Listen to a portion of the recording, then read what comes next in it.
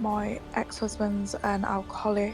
He has contact through my eldest child, but he started to be a bit abusive to him on the phone, so I've stopped all contact completely, and I just wondered if I was in my rights to do so. If your gut is telling you my children shouldn't be seeing this, listening to this, then stop it. That's absolutely fine. She has stopped him seeing the children purely because of me being a new partner. She's saying I'm not suitable to be around. She has no reason for this. The court's very used to these kind of spiteful allegations being made. If nothing is found, then your partner's child arrangements application will succeed. What can I do if my ex-wife has run away with my daughter? I have no contact whatsoever. I don't know even where they are. There is a remedy. There's a few remedies, but they're going to be a little bit costly. I would start with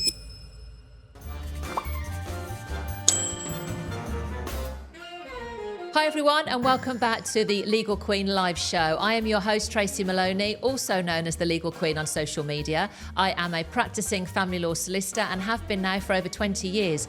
During that time, I've helped hundreds, if not thousands of people with their divorce, finance and children, questions and queries, court applications and the rest. If you have a question that you think I could help you with, then by all means, please join me on the Legal Queen Discord. Pop your hand up and I will invite you onto the stage to ask me that question. Recently got divorced. I have 3 children, and my ex-husband's an alcoholic.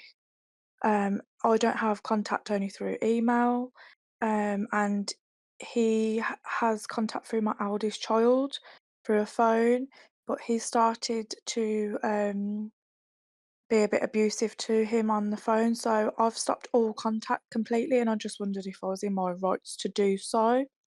I think if you have genuine welfare concerns, Jade, or you have, safety concerns, absolutely.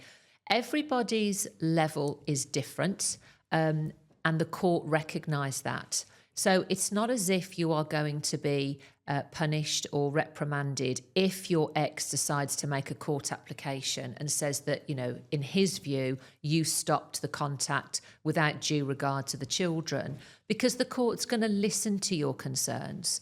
What the court will then do is they will take into account the situation, and then the court will make a decision, okay? So don't worry, don't ever worry, and I say this to all parents out there, if your gut is telling you my children shouldn't be seeing this, listening to this, being privy to this, and your instinct is saying stop it, then stop it. That's absolutely fine. There is no punishment. The court's not going to judge you for that, okay?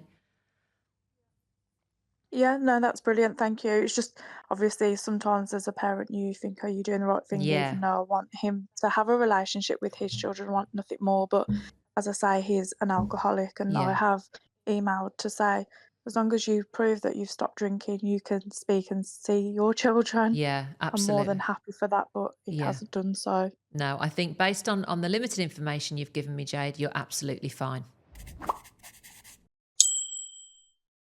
Hello. Hello. This one's for my partner. Yeah. He just would like me to ask you a question. He Sure. has a mortgage which is solely in his name. He has 3 children living at the property with his ex-wife. Yeah.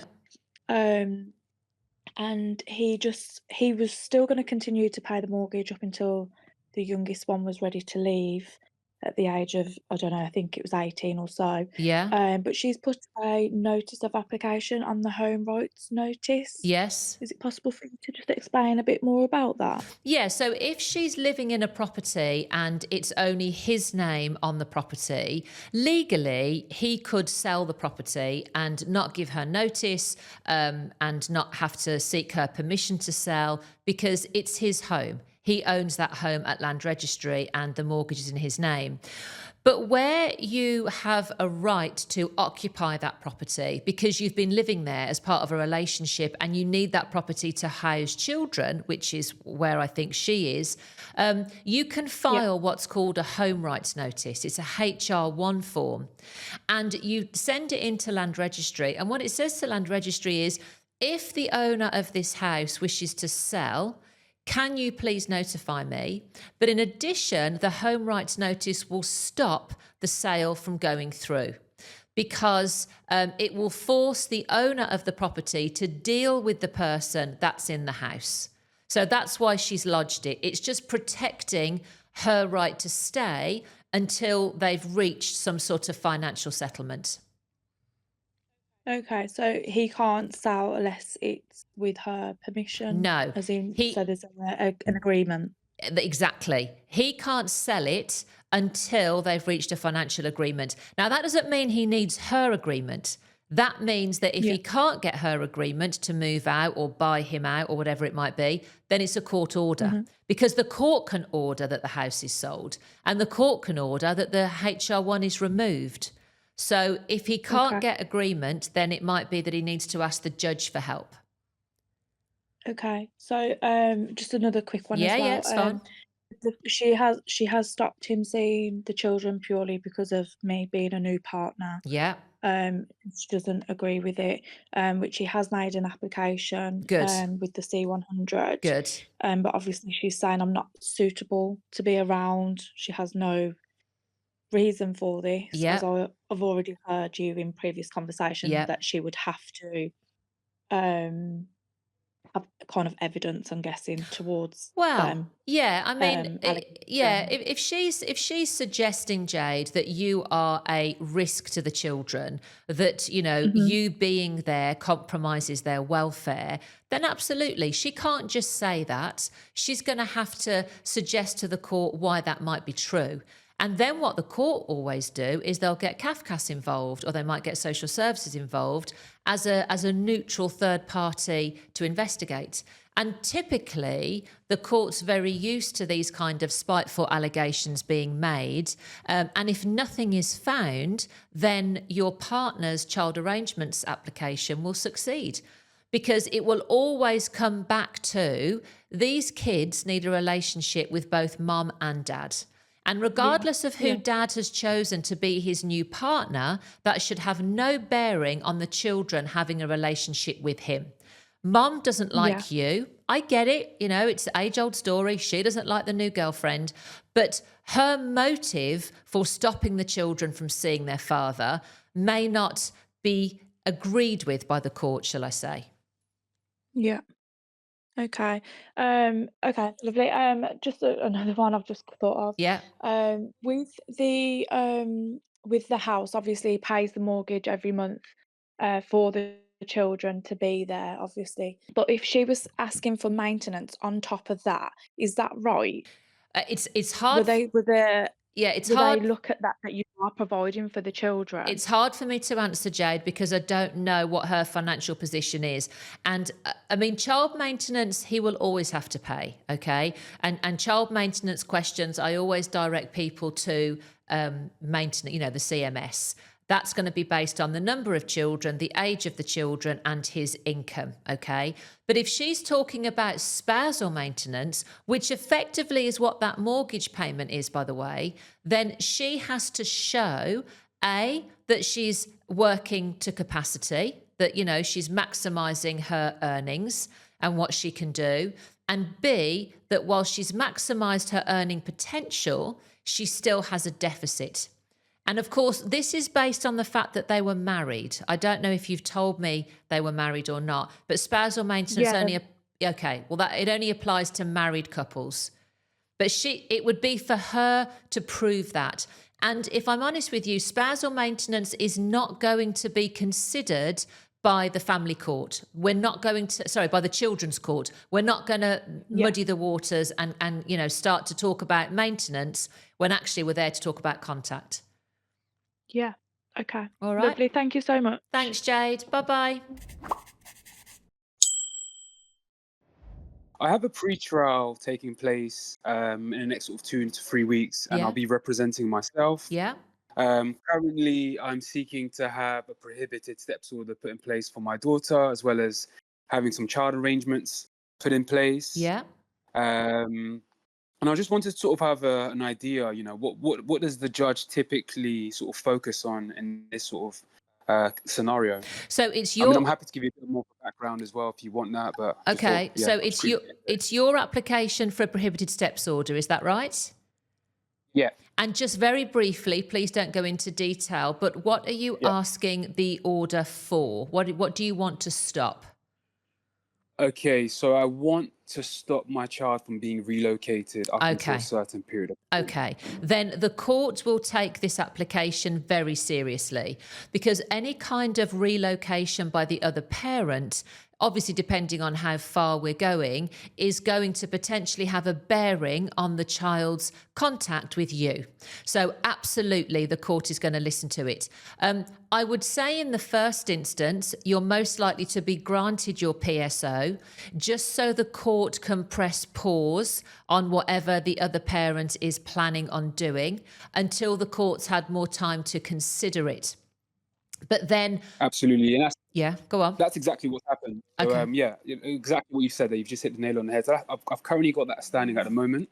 But with the pre-trial, we're looking into a number of things because there are also some allegations which have been made towards me, Yeah. which is one of the reasons why I've also, taken this whole matter to the court, because I've for the last almost 24 months almost now, I haven't really been able to maintain contact with my daughter. I've only had sort of 4 hours per month, to be honest with you. Yeah. So it's been put in place, I believe, to kind of justify everything else that's taken place.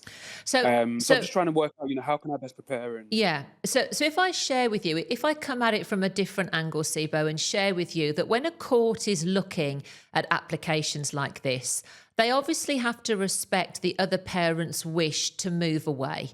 And sometimes parents are moving away because they're reuniting with their family, because they now need a support network, because they're a single parent effectively, or maybe they're moving for work or whatever. So the court has to tread a fine line between allowing that adult to live where they want to live, whilst also ensuring that the child has a relationship with both parents. Now, I can't advise on your specific case, but what I would share with you is my experience in these cases, and that is typically the court will never stop a parent from living where they want to live, within reason. But what they will do is really focus hard on the contact the child is going to have with you, and probably go a little bit OTT on holiday contact, etc., to make up for the fact that, I don't know how far away mum's planning on moving, but to make up for the fact that overseas. Oh, overseas. Okay, so we definitely can't Yeah. have any alternate weekend contact. So it may be that the court grant the move, and they don't always actually when it's overseas. Sorry, I assumed it was just within the UK. So when it's overseas, they don't always agree to that. So I'll retract what I said a minute ago. But your focus needs to be on demonstrating that this move will potentially damage the relationship between you and your child. But please don't demonstrate that by knocking the other parent. Courts don't like to hear that. Courts want to hear constructive argument. So really focus. And that could be, how old is your child, for example? 8. 8. So that could be at 8, the travel backwards and forwards is going to have an adult with them, which is going to prove to be really expensive. How do you then, in 2 or 3 years' time, when the child maybe wants to go away in the summer holidays with the school camp, or maybe just spend time with their friends, how do you then enforce that contact? Because they have to come back to England to see you. So you're just trying to be very constructive in your reasoning as to why you don't think the court should make this order. But that's where your focus needs to be, definitely. Another area of my case, which is happening during the pre-trial, is the finding of fact. So, of course, I've got my ex sort of made claims of domestic violence, things of that nature. But, during the police reports that were shared, it was proven that I didn't breach any of the non-molestation order, and I haven't actually done anything really. And what I'm trying to ask is, I'm a bit nervous here, but I'm trying That's to okay. ask, how do I best represent myself in this situation in terms of, really providing the facts of the situation I think to the courts, and what would be the area of focus? I think the first thing to remember, Sibo, is that when you are going to a fact-find hearing, you are answering allegations made by the other party. The burden of proof is on them to prove their allegations, and less emphasis is on you to disprove it, okay? And it's a really good question to ask, because many people think if they are the person that is being accused of something, that the onus falls on them to disprove it. And that's not the case. The burden of proof is very much on the person making the allegations. So you would hope, which is why the court's going to ask her to file her statement first and you go in reply. You would hope that her statement contains the evidence that she seeks to rely upon. Here in the UK, there is no surprise element at court. There is no evidence that can be served up on the day. Both parties get to see evidence beforehand. So you will be able to defend that. You'll know what you're going into. Yeah. So then it comes down to, what is she seeking to rely upon? Let's say, as a real simple example, paragraph 36 of her statement says, and on the 18th of June, he drove past me and, was swearing at me, or whatever it was.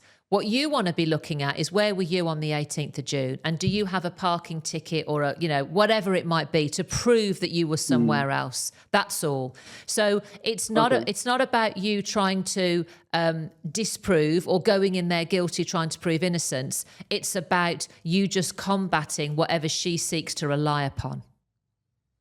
Okay, great. Thank you very much for that. Super helpful. Pleasure. Okay. Thanks again. Bye. What can I do if my ex-wife has run away with my daughter? I have no contact whatsoever. I have PR and I've been paying child support.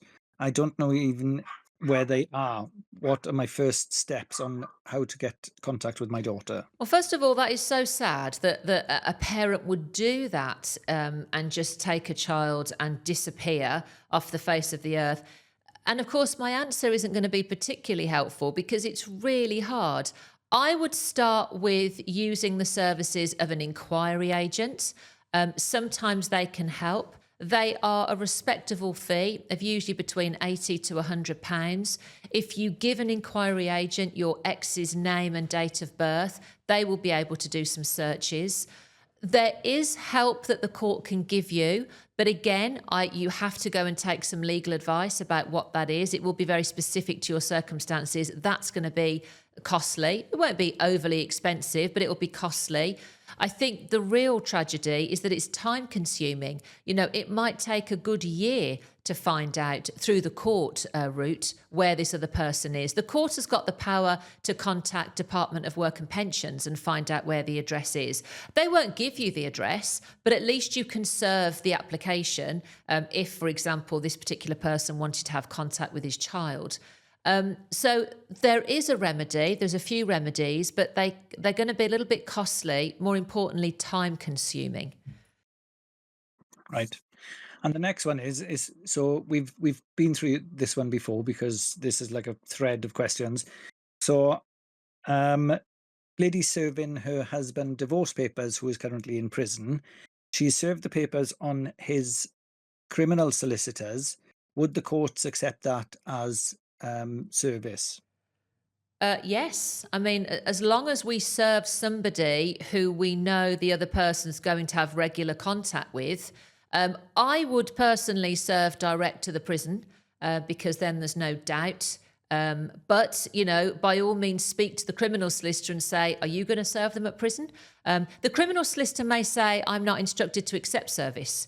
So I think the fact that she served the criminal solicitor, she's not out of the woods yet. It's a good way to serve as long as the criminal solicitor is happy to send those documents on. So she needs to check that. But I always think if someone's in prison, it's so easy to serve them because we know exactly where they are. She just put a message up saying, solicitors contacted her yesterday saying that they have sent the papers first class into the prison themselves. Perfect. Well, then that is her evidence that it has been served. She's got it in writing, and she's got it in writing from a solicitor. So no better form of evidence than that. Hello. Hello. Hi, thank you for taking my question. That's okay. How are you?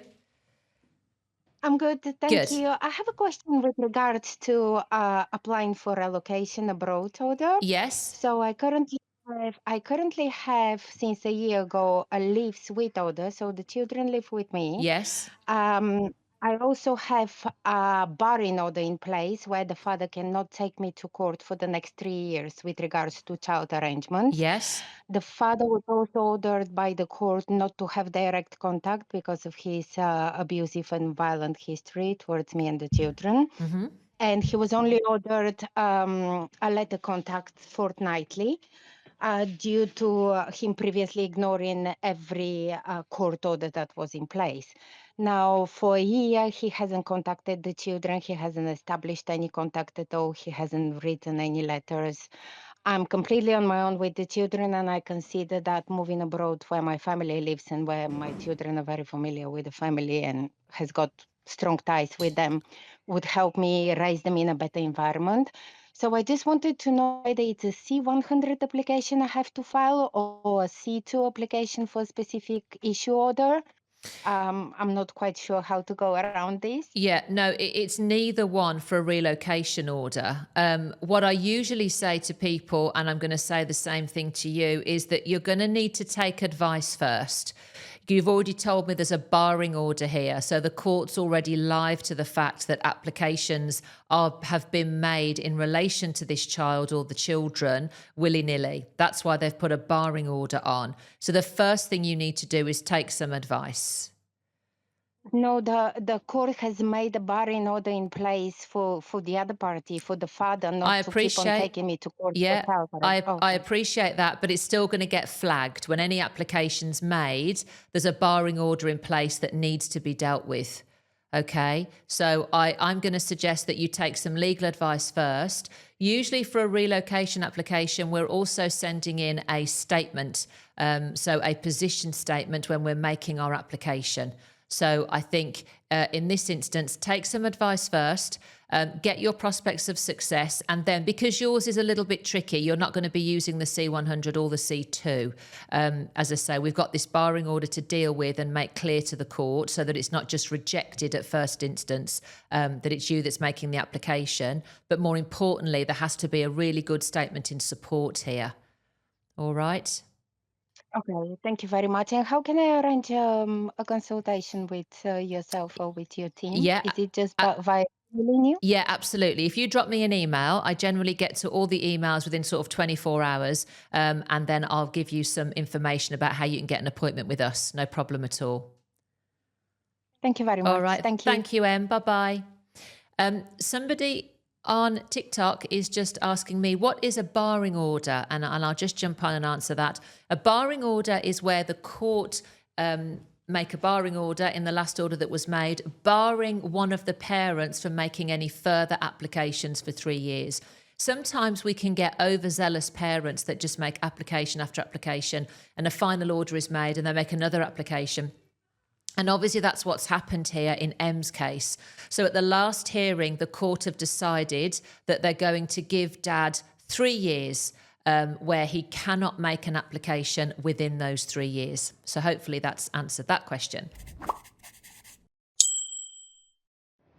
I've got a live-in order with my children for them to live with me. Yes. But that was only if I dropped my prohibited steps and my non-molestation order against my ex-partner. Yes. That only happened because of the terms that he said to the court, which was that the children are with him every other weekend, which was fair, which was what we agreed before we went to court anyway. That they was to go to him on a Thursday, which I personally didn't agree with because of school. And part of the prohibited steps order was that he wasn't allowed to know where me and the children are, because he's also on a Clare's law as well. There was also some other terms that he asked for, which I thought was fair, but there was a few that I really didn't agree with. But in order for me to get my live-in order so the children could come back to live with me, because I applied for a C100 application, I just felt a bit pressured into it. So is there anything I can do to kind of change it? Because when we went into the court, the judge didn't really listen. He just said, like, well done for coming to an agreement. But I felt like saying it wasn't really an agreement. I kind of felt pressured into it. So the order that's been made has been made by consent as opposed to being ordered by the court. Yes, Yeah. yeah. Okay. So what you'd need to do is now go back and make a variation to that order. Okay. And that's it really. You're applying to have the existing order varied. The reason I asked if it was by consent or court ordered is that it would be very difficult to overturn the order if it was made by the judge.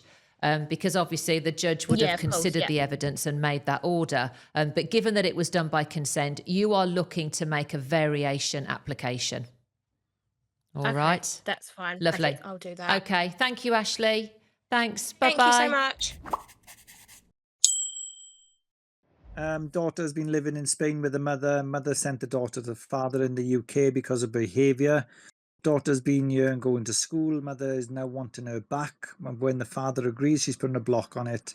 Mother is now making allegations of international kidnapping. What does the father need to request from the UK courts to protect himself and his daughter? So from the UK courts, where are they living? England. So father and daughter are living in England. Yeah. And mother is making allegations that father has kidnapped daughter. Have I heard that right? Yeah. Okay. Yeah, so the daughter was living in Spain, but she's come over here since January Oh, because of her behaviour. I see. Yeah. And now the mother's wanting her back. I see. And I don't suppose we have the age of the child. No, it's not telling me the age. Okay, don't worry. The reason I ask that is because if the child is, ever closer to 16, then my advice would be there isn't too much advice I can give really, because at 16 we don't tend to make child arrangements orders. The second question I would ask is there a child arrangements order in place at the moment? I take it that there isn't, in which case I would be suggesting that dad make the application using the C100 form for a live with order, that the child live with him. And of course, that will give mum the opportunity to present at court why she feels the child should be returned back to Spain. So that will trigger that process. Basically, I've got a nearly 4-year-old daughter. Yeah? Her dad doesn't have any contact with her whatsoever. Yeah? Obviously, I'm wanting to change her last name. Yeah? So last time I spoke to him, he agreed to double barrel it. However, since then, a load of stuff's happened, and me and him just aren't getting on. I've had to move my last property because of him and the new family. If I apply to court to get her name changed, will the court give him my new address? No. So great question. When you apply, when you make the application, you're also going to complete a C8. And a C8 is the form that says to the court, please keep my address completely confidential. And they will. They absolutely will. So when they send out, when you do your form where it says put in your address, that's where you write, please see the attached C8. Okay. And then you put your address on the C8 form. And when the court get your application and your C8, they will log your address so that they know where you live, but of course it won't be on your actual application form. And it's the application form that goes out to him for service. So no, that they won't release the address to him at all. Right, perfect. Thank you so much for your time. Absolute pleasure. Bye. Mother and father were paying nursery before divorce. Mother continued paying the nursery, refused to contribute. Now the father is also using the nursery to pick up the child, but is not willing to engage in payments. Is the mother wrong from stopping him seeing the child, really? Yes, if that's the only reason that we're stopping contact. You can't stop contact between a child and a parent because the parent isn't paying the nursery fees. And that may not be the case. She may have asked the question out of context. But the way I heard it was he's not paying nursery fees, so I'm going to stop the contact. No, that isn't appropriate. What I thought the question was going to be, how can we get some sort of order that father pay these nursery fees or continue to pay or help mum pay, particularly when father also needs to use the nursery? That's going to be our court order. If they're married, we can do it under the Matrimonial Causes Act. If they're not married, we're going to be doing it under Schedule 1 of the Children's Act. So 2 different applications depending on the marital status of that couple. But that's where I thought the question was going to go. But if the question is, can I stop because he doesn't pay, then no. I think the court would criticise in that instance, if I'm honest. So just a little bit of context to that Yeah. is mum has lost her job and can't afford the 5 days at nursery, but father is trying to force the mother to put the child back in, Yes. even though she can't afford it. Yes. Well, in that instance, then, no, he can't force her to put the child back into nursery and force her to pay. He would have to go to court and get an order that the child attend the nursery. And then while she's there, she'd get an order that, will he pay the fees? But either way, that isn't a good reason to stop contact. Oh, hiya. Hello. So my brother, he's been served with a prohibited steps order Yeah. and a non-molestation order. Yeah. However, he's not sure why he's been served with the non-molestation order, because it in the relationship it was his ex-girlfriend that was abusive towards him. Okay. I'm going to guess, without knowing any more context than that, Shelley, that his ex-girlfriend has made an application to the court that she feels afraid for her life, and the court has given her a non-molestation order in the interim and then served him, and he will have a return date. So he will now be asked to go to court and put his side of the story to them. The prohibited steps order is, I'm guessing, in the interim again, saying that while this is all going on, he is not permitted to remove the child from her care. That would be my guess. Normally, where we apply for a non-mol, and if there's children involved, we will do a PSO, prohibited steps order, at the same time.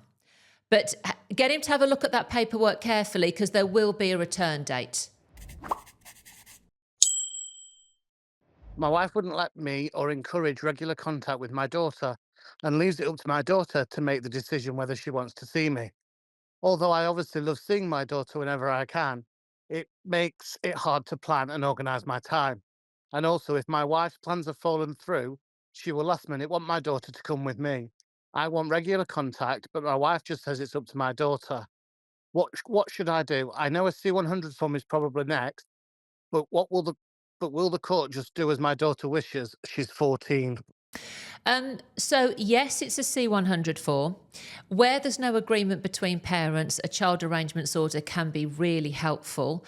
At 14, yes, is the answer to that question. They are going to be listening to her preference because she's 14. At that age, we are very much looking or allowing them to vote with their feet. So yes, we would hope that, you know, she at least wants to spend some time with dad.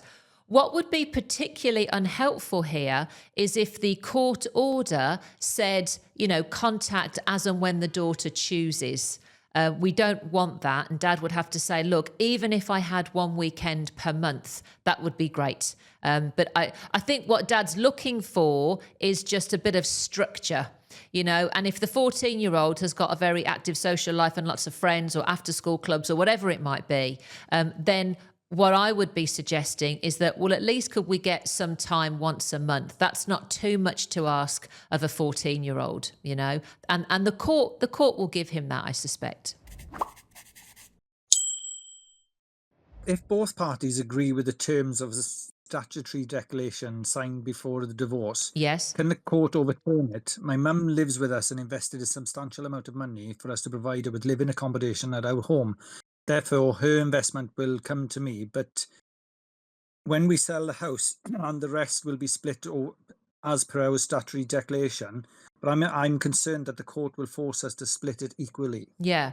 What can be done? Where we've got a stat dec and it's between the parties, so the husband and the wife, the answer is, and I know this isn't the question mark, but there's a reason I'm explaining it in this way. The answer to the question is yes, the court can definitely move away from that. Because if a stat dec was signed giving the wife 90% and the husband 10%, and then the marriage ends in divorce, and it just wouldn't be fair for the husband to have 10%, then yes, the court has the power to move away from that. But in this case, we have a stat dec to a third party. where a parent has contributed towards the deposit, I'm guessing, but invested a lump sum that the parties have used to buy this property. And then most times, if not all the time, the courts will honour that because the third party has nothing to do with the breakdown of this relationship. And why would it then be fair that they lose their deposit or the the reason why they gave that cash lump sum? So for this particular question, I would say that the stat dec is most likely going to be upheld. No guarantees, of course, and I don't know anything more about the case than what you've just told me, Mart. But based on what I've been told, I would say there's every chance the court will uphold that. Hello. Hello. It's just a quick one. It's about we live 90 miles apart, and he's now saying that if I don't, agree on a halfway, then he's going to make another application to court. So my question is, what the court is looking at, because I can't afford, go halfway in the times that he wishes and stuff like that. So what would the court look at? So it's not On really this matter. It's not really a legal question, Nancy. I'll be completely honest with you. It's more of a co-parenting question, but it does get asked of the family court a lot. So generally what the court will do is bring it back down to finances. And if you can evidence by way of income and bank statements that you simply can't afford to do this 90-mile round trip, because it'd be 45 there, 45 back, then the court, probably won't make that order, if I'm honest. But it will come down to evidence. Okay. All right. Thank you, Nancy. Bye-bye. Just completed the conditional order, currently in mediation for financials. If mediation falls and we have to go to court, do they normally allocate the nearest court to where you live? There are 2 courts within a reasonable distance. However, the conditional order was done in Birmingham. This is hours away from where I live and I don't drive, and it would mean an overnight stay, which I can't do as I have 4 under 18s at school. Do they usually use the same court as the conditional order if you have to apply for a financial order? So would it go back to Birmingham? Thanks. No, it definitely wouldn't. And it's actually a really good question. So divorces are handled in courts that have got capacity. Bury St Edmunds is our southern court that will deal with a lot. Birmingham is our kind of central court that will deal with a lot. The reason for that is that, remember, the new divorce system is based on no fault. So they are literally being handled by divorce centres, which are courts, but courts that have a big enough admin capacity to handle all the divorces. But when it comes to your finances, you would make the application to the family court nearest to where the applicant lives. So, if you were making the application or the person asking this question, I'd be just Googling the nearest family court, and that's where you would send your financial application, and ignore where the divorce was made. I'm so confused on what I need to do to go back to my maiden name. Some things I've read suggest I just need my birth certificate, marriage certificate and final order, and then other things suggest I need to do a deed poll. I just don't know what's best or easiest and what order on my documents I should be changing. Your maiden name is your name. It's your birthright, it's on your birth certificate. When you get married, you don't have to take your married name. Many women choose to take their married name, and that's fine. But when you then separate or divorce, you can go back to your maiden name at any time. You don't need a court order. You don't need deed poll. You simply go into the bank or for your driving license or whatever it might be with your birth certificate, because that's your original legal name. In the same way as when you got married, you just went round everybody with the marriage certificate. So you showed the bank the marriage certificate and the driving license. You just do it all again with your birth certificate.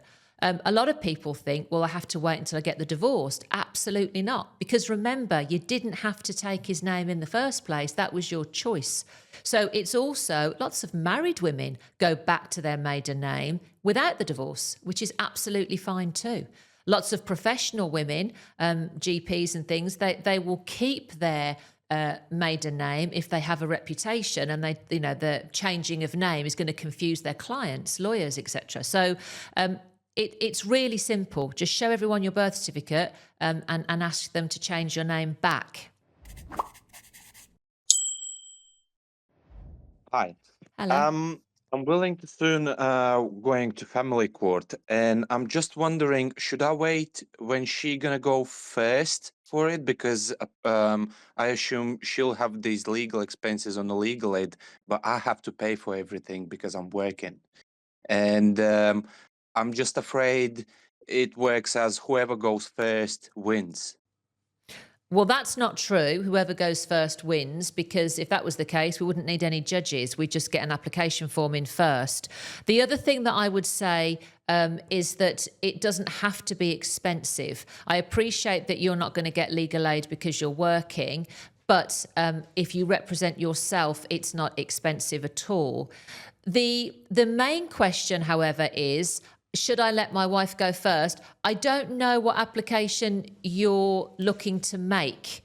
It depends. It's generally Yeah. about an hours to see, like certain days, and probably she would ask the custody or to say that he lives with her, and lead up to that, I was, as you earlier mentioned, that thing that other parent can't do any applications for some certain time in regards to a child to the court.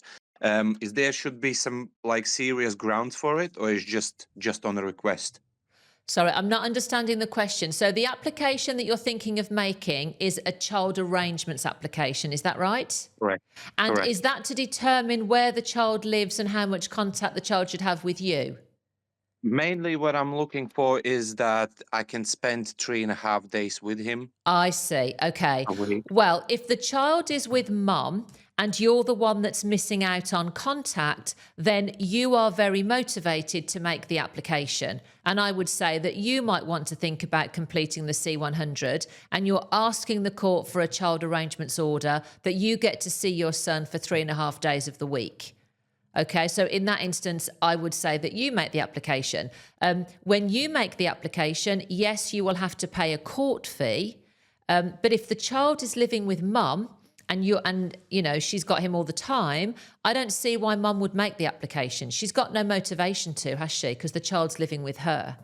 So I've been informed by her solicitor that she will be pursuing that because we currently have non-molestation order that I'm disputing, which I've mentioned earlier today to you. okay, And well then. and I'm in fear that she's gonna use also that thing that I cannot do any applications for some certain amount of time Oh, to the well, so court I for the think, child. yeah, you're talking about a barring order there. A barring order That is only made in exceptional circumstances. You would have had to have made a lot of applications and been considered overzealous for the court to make a barring application. You know, right, she's not going to right. get that if she asks the court the first time to bar him from I making any see. more applications, because that just wouldn't be fair.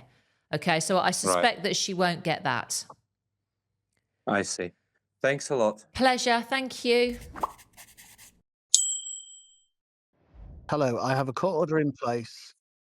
With shared custody, we are to co-parent via an app. Co-parenting has become a nightmare. It's one way, mum's way or no way. We are approaching the summer holidays, which is 50-50. Mum has not spoke to me at all in regards to contact, and has just gone and booked all time off work and is telling me these are the dates she's having, which is I'm not having access for 4 weeks. To me, co-parenting means we talk like adults and come to an agreement we both agree on or not. Just to be told I've got and booked these dates off. I've applied to the court for a C79 enforcement order to get the court to decide these dates, and also asked for some help with regards to co-parenting. Have I made a big mistake in doing this? Not at all, although the C79 is to enforce an order. So the first question I would have is, does your existing order say exactly when he is to spend time with the children? Because if it doesn't, then what are you enforcing? It might be that he needs to make an application to vary the existing order. The second thing is, he said, I've written to the court, made the C79, but also asked for some help with the co-parenting. Courts can't do that really. Co-parenting has got to come from the parents. So if co-parenting is completely broken down, we just accept that. It is what it is, unfortunately. What we then are looking to do is to get a child arrangements order that is as clear as it possibly can be, so that we rely less on a healthy co-parenting relationship. which is sad, but we're looking to get the child arrangements order very specific. The more specific, the better. In this case, it says 50-50 during the school holidays. Yeah. So it may still be 50-50. Do you know what I mean?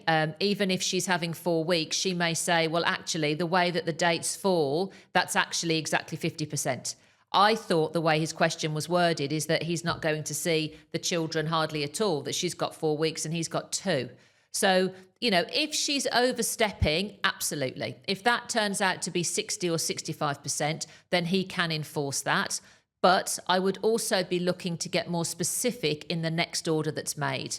Always learn from the orders that we've got. If your existing order isn't working and the other party is breaching it, finding loopholes, interpreting it in a different way than you are, then let's get real specific when we go back.